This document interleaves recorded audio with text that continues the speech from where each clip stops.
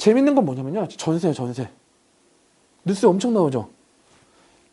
자, 서울 아파트 매매 전세 주간 변동률 보니까요. 8월 7일 기준 대비했을 때 지금 10월 16일 지금 계속적으로 지금 주간 변동률 매매 기준은 이제 점점 둔화가 됐습니다. 물론 규제가 있고 다양한 요소들이 있었지만 하지만 전세에 대해서는 계속적으로 지금 주간 변동률 폭이 계속적으로 커요. 이 차트만 보면 실감이 안 나죠. 그래서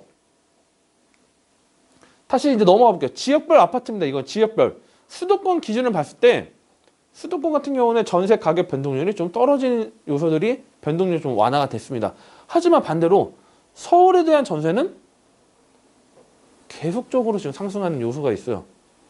여러분들 또 하나 답을 드린다면요. 전세값이 올라가면 매가는 어떻게 될까요? 보통 올라야 떨어져요.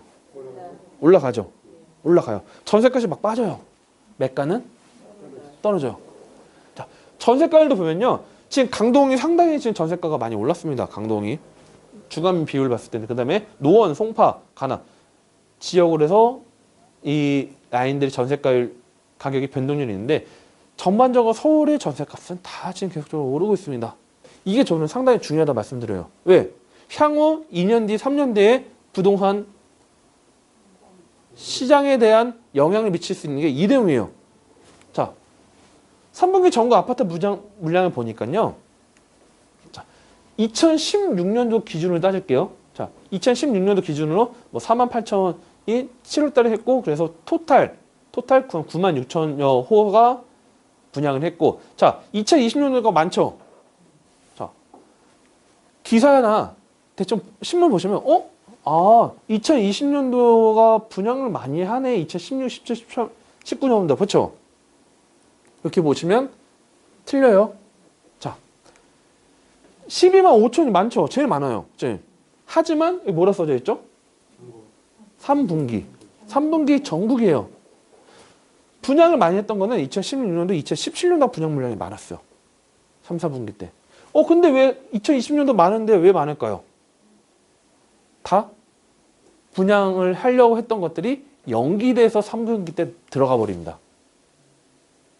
자, 우리가 1분기, 2분기 때 분양해야 되는데 우리 상한제 적용도 되고 그 다음에 뭐 유효한 부분 규제 때문에 건설사들이 코로나도 있죠. 그 건설사들이 뒤로 밀어버렸어요.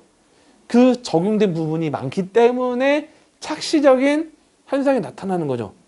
하지만 기사에서는 구체적으로 안 써줘요. 그냥 이 차트만 하고 3분기 분양 물량이 나오고 뒤에 그게 나오죠. 어디가 모델하우스가 오픈한다. 뭐 사전 청약을 먼저 해야 된다. 그런 내용이 나오겠죠. 그래서 이거 착시를 보시면 안 되고요. 여기서 이거 4분기 전국 아파트 분양 예정 물량도 갖고 와봤는데요. 자, 어디가 제일 많죠? 가장 인천이죠. 서울. 참고로 이 통계는 임대주택 포함입니다.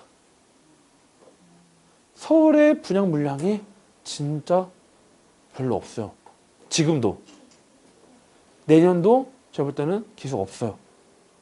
그나마 가능성이 있는 게 공공재개발. 공공재개발에 대해서 어느 정도 긍정적으로 진행하려는 요소들이 나오고 재개발이 속도가 빨라진다고 들어보신 분도 있을 거죠. 최근에 뭐 서울의 재개발대 속도 빨라진다 하는 이야기가 왜 그러냐면 너네 용적률 올려줄게. 정부에서 용적률 올려줄게. 뭐 예를 들어서 25층 지었고 35층 허용해줄게. 대신 임대주택도 좀 많이 해줘.